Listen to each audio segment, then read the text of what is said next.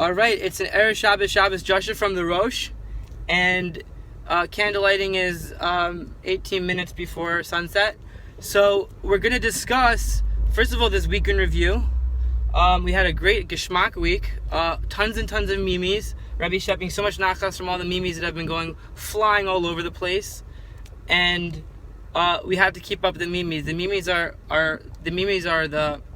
like the teshuva, tefillah, and tzedakah of like where our yeshiva needs to be.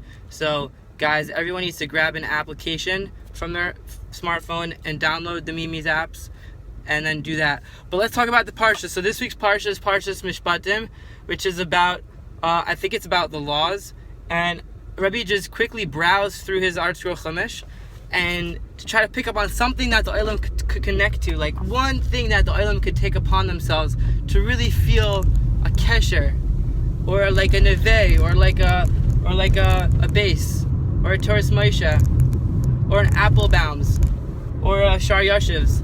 And so he found something. It says that one should not lie with an animal. And obviously, like we discussed, there's like two ways to interpret it. One is that you shouldn't lie like to an animal, like you should never tell your animal you're going to give him a treat if you're really planning on locking him up in a cage. But according to most Mefarshim and Uncle List, that it's darshan that you should not have the biyas with the animal.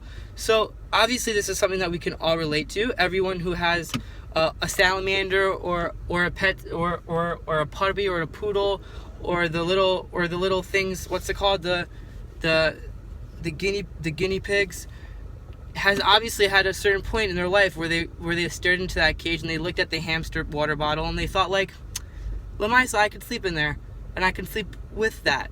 So how do we control ourselves, and how do we make sure that we do not fall into the trap of being with a behemoth, the trap of the comfort of the fur coat? So we have to do is we have to really, really stop, and before we get into the actual Maisa, the actual act, we have to think to ourselves, do I want to live in a cage with a leash, on a leash, my entire life? Do I want to sit on a newspaper and have people drop little wood chips into me? Do I want to have to poop on a pee-pee mat? And do I want to have to go to the veterinarian doctor's office and be with all the disgusting Gaisha animals when I get sick and then I have to get a tushy shot?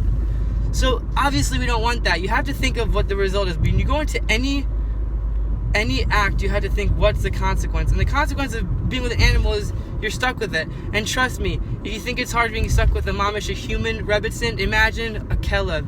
You know, they need so much attention. They need to be taken outside all the time, and they need to be fed treats all day long, and you have to fill up their water bottles like mamish, like Rivka in the Parsha. Like, who wants to do that? No one wants to have a responsibility. We're busy enough trying to make our mimis. So guys, think about the consequences and don't do the maisa. Separate yourselves. Stay off the leash, but stay on the leash. But you know what I mean? Just stay with the leash. Good Shabbos. We usually end with like a special, like a little outgoing message, like a little ringback tone. We'll just say like, B'meir b'yameinu b'mashiach yameinu, Yamach Shemo Amen.